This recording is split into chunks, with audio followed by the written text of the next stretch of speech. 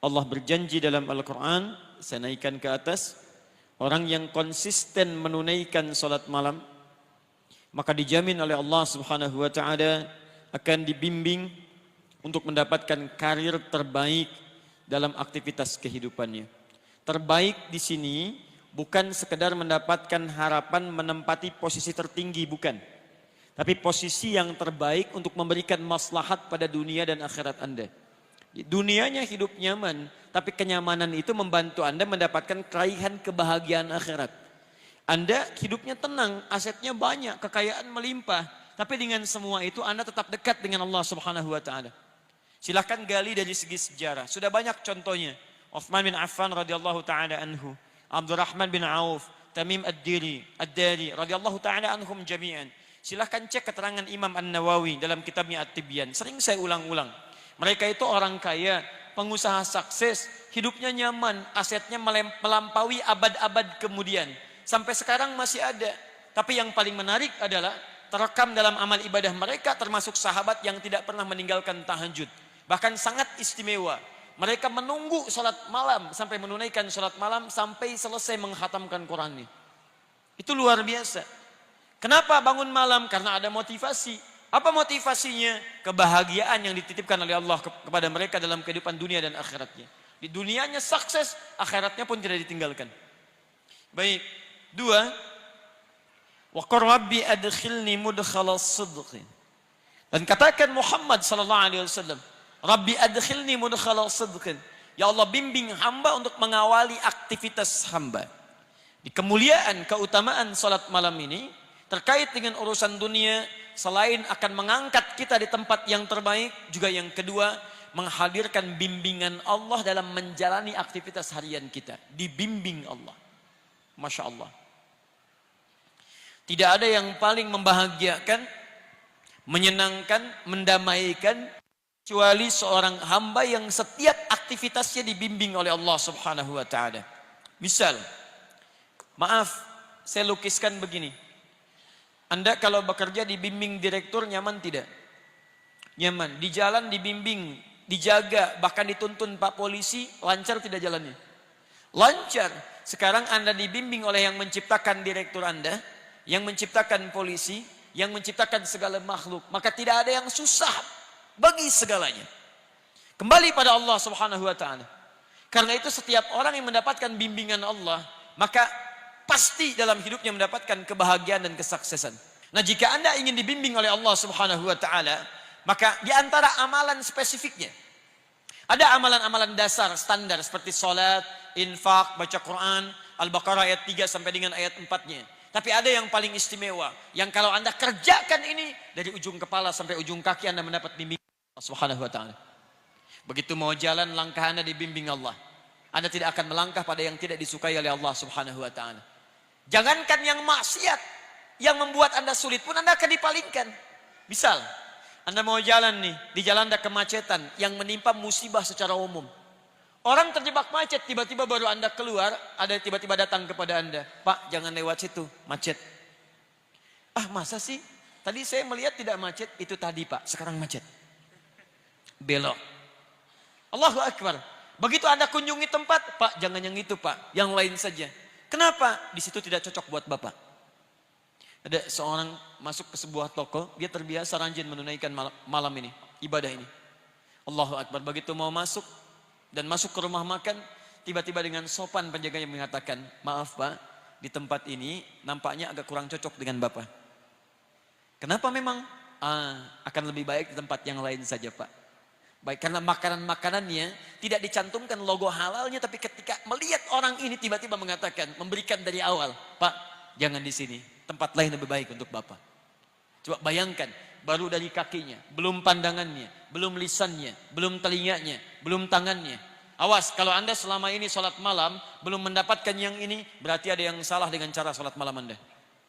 Anda rajin tahajud, tapi lisan Anda tidak dijaga oleh Allah. Ada yang salah Anda dalam sholat malamnya. Mustahil ahli tahajud lisannya mudah mengeluarkan kalimat yang tidak disukai oleh Allah. Karena lisan dia dibimbing Allah. Jadi kalau Anda ahli sholat malam dan Anda menyalahi ketentuan Allah, Kata Allah jangan mencela. Quran surah 49 ayat 11 sampai dengan 12. Ya ayyuhalladzina amanu la yaskhar qaumin qaum, jangan saling cela. Anda bangun malam tapi Anda mencela, salah tahajud Anda. Salah salat malam Anda. La yaghtab ba'dukum ba'dha, jangan gosip. Ibu masih gosip. Maaf. Salah salat malam ibu. Saya tidak Ustaz, alhamdulillah. Tidak seperti ukhti itu tuh. Sama. Semua. Memang lisannya tidak bicara, tapi tangan itu yang nulis status, itu yang mencela orang, itu yang gosipkan orang, itu yang menyebarkan hoax, itu nyampaikan ini, itu salah. Sampai ke ujung kaki. Ini tolong koreksi ya, karena setiap ibadah itu ada indikator keberhasilannya. Anda tidak meraih itu, ada yang salah dalam pekerjaan ibadah Anda.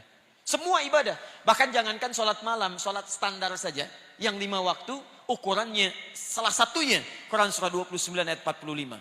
Innas salata tanha 'anil fahsya. Jadi kalau Anda benar salatnya, fahsya hilang, mungkar itu terbuang. Fahsya keburukan yang nampak datang lewat syahwat. Pornografi, porno aksi, LGBT itu fahsya. Di mustahil ada orang salat mengerjakan perbuatan tadi. Dia tidak mengerjakan tapi membela pelakunya, salah juga. Orang mengerjakan sunnah dicela-cela. Orang kemudian mengerjakan perbuatan fahsya dibela-bela. Ada yang salah dalam sholat dia. Jangankan sholat malam, yang standar aja dia masih di bawah standar. Sama dengan ban, bawah standar. Salah. Mungkar perbuatan yang diingkari oleh hati. Mencuri itu mungkar, bohong itu mungkar, korupsi mungkar. Maaf, membunuh mungkar. Luar biasa mungkarnya. Saya anjurkan tolong, ya, jangan berbuat kerusakan di muka bumi. Apalagi pembunuhan terhadap orang beriman itu sangat berbahaya. Itu saya ingatkan ya, hati-hati betul. Sekarang nampaknya mudah menghilangkan nyawa orang lain. Apalagi orang-orang yang sangat dekat dengan Allah Subhanahu wa taala. Jangankan level alim, ulama, ustaz, Anda level orang beriman biasa saja, taruhan Anda neraka jahanam tidak keluar dari situ. Quran surah 4 An-Nisa. Perhatikan, hati-hati, awas. Sampai dengan ayat 92-nya, paling kanan di pertengahan. Awas, hati-hati, hati-hati. Lihat baik-baik. Ada ancaman dari Quran. Wa may yaqtul mu'minan muta'ammida. Jika ada seorang merencanakan pembunuhan pada satu orang beriman, fajaza'uhu jahannam. Maka ancaman bagi orang itu neraka jahannam. Awas, khalidan fiha, kekal di dalamnya, tidak akan keluar. Wa ghadiballahu alaihi, dan Allah murka kepadanya.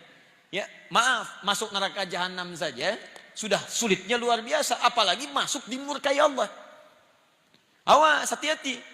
Wa ghadiballahu alaihi wa la'anahu, dilaknat oleh Allah. Wa a'adda lahu 'adzaban 'azima, dan dijanjikan siksa berlipat di neraka jahanam itu. Enggak berlipat saja sudah dahsyat, apalagi dilipat. Hati-hati.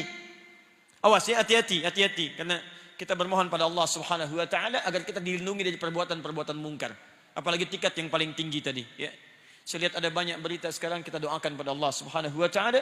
Semoga orang yang telah berbuat keburukan-keburukan dibimbing oleh Allah untuk kembali. Bertobat dia karena taruhannya luar biasa dahsyat. Awas, hati-hati ya. Kalau memang ada orang yang kurang dari jiwanya, terganggu jiwanya, bahkan disebut kemudian dengan gila dan kalimat-kalimat semacamnya, maka dijaga, diarahkan, dibimbing, disembuhkan supaya kembali. Ya, tapi hati-hati. Resiko terbesar untuk menyakiti orang lain sampai kehilangan nyawa adalah sesuatu yang sangat dahsyat. Dulu waktu kejadian di bom Tamrin, saya ke Lampung, kemudian ditanya, Ustaz, apakah bom di jalan Tamrin termasuk jihad fisabilillah? Saya katakan jihad fisabilillah itu jihad di jalan Allah, bukan di jalan Tamrin. Ya, ya. Tolong dijaga ya, orang-orang kurang sehat sekarang banyak, dan agak anehnya kok yang dicari para ulama, para ustadz dan sebagainya. Wa akhrijni mukhrajal sidqin.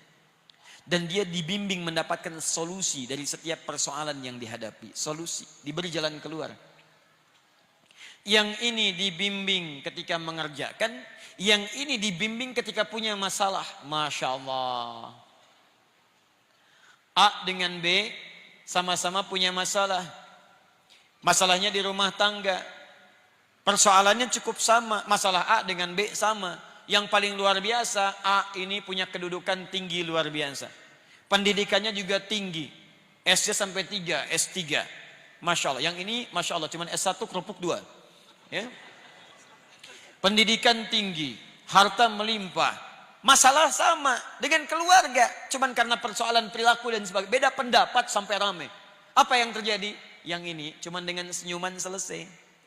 Sayang, Masya Allah, kayaknya kenal, selesai masalah. Kenapa? Oh Masya Allah. Mau kemana Pak? Mau ke hatimu. Oh Masya Allah, selesai masalah. Yang ini, wah Masya Allah, nyapa susah, kayak gak kenal. Padahal tiap hari itu yang dilihat, ke kamar itu yang dilihat, keluar itu yang nggak selesai-selesai. Yang ini rumah tangga tenang, keluar tenang, di kantor tenang, hatinya lapang, ke rumah makan tenang. Teh Mbak, Masya Allah, pakai gula, gak usah terlalu manis, yang penting setia. Oh luar biasa. Enak. Ayo bikin status. Kayaknya besok pagi ada yang praktek di rumah itu. Jadi teman-teman sekalian, jadi orang-orang yang dekat dengan Allah, dia merajut hubungan dengan Allah Subhanahu wa taala, maka Allah akan jaga dalam setiap persoalan hidupnya. Di kantor dia nyaman, di kampus dia tenang. Ada orang yang besok ujian luar biasa sibuknya. Masya Allah. Bahkan disebut luar biasa, ada kalimat minggu tenang, padahal tidak tenang pada saat itu. Belajar sana, belajar sini. Tenang di mana? Pikir sana, pikir sini. Tapi sebagian orang ada yang santai saja. Orang ke kelas, dia ke masjid.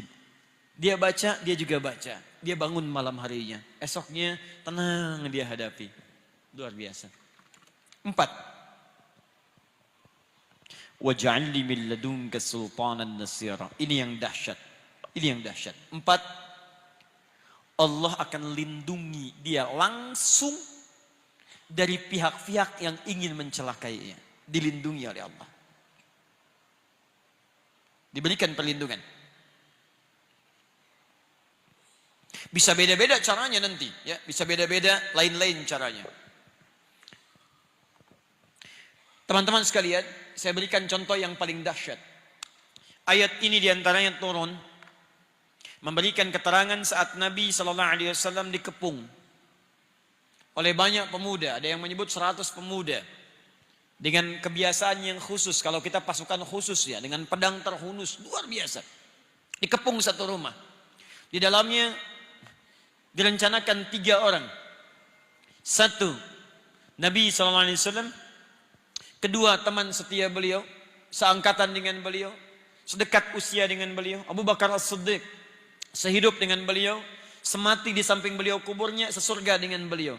Mertua beliau orang yang sangat mulia dan sangat disayangi oleh Nabi sallallahu alaihi wasallam. Dipilih oleh beliau untuk menemani hijrah, sehidup, sehijrah, sekubur bersamaan di sampingnya dan sesurga dengan beliau. Abu Bakar As-Siddiq. Sangat keterlaluan kalau ada orang-orang yang mencela Abu Bakar As-Siddiq. Ya, dia tidak hidup bersama Nabi, tidak menemani Nabi saat hijrah ke Madinah. Dikubur tidak di samping Nabi, surga belum jelas. Jangankan dengan Nabi, masuk surga aja belum tentu jelas.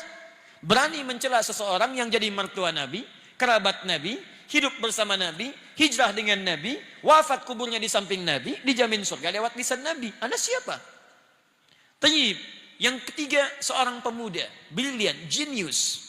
Menantu Nabi, 1 mertua, 2 menantu.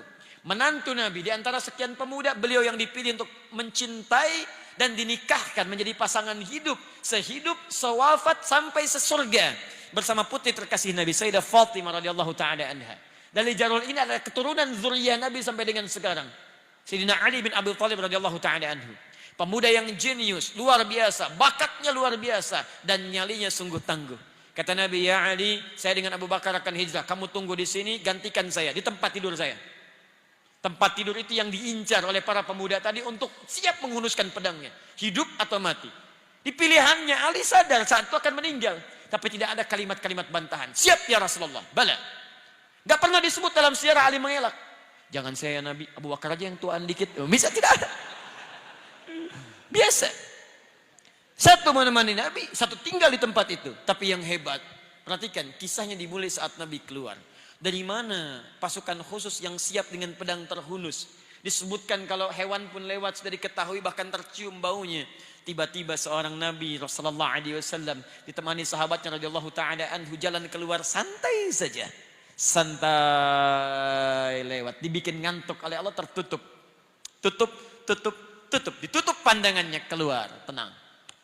Para ulama turun ayat ini memberikan jaminan kepada Nabi. Perhatikan, siapa di antara manusia yang bangun malamnya melebihi Nabi SAW? Kakinya sampai bengkak-bengkak, bacaannya sampai begitu panjangnya, kekhusyuannya luar biasa. Maka Allah Subhanahu Wa Taala menurunkan langsung 4 kemuliaan ini kepada Nabi SAW.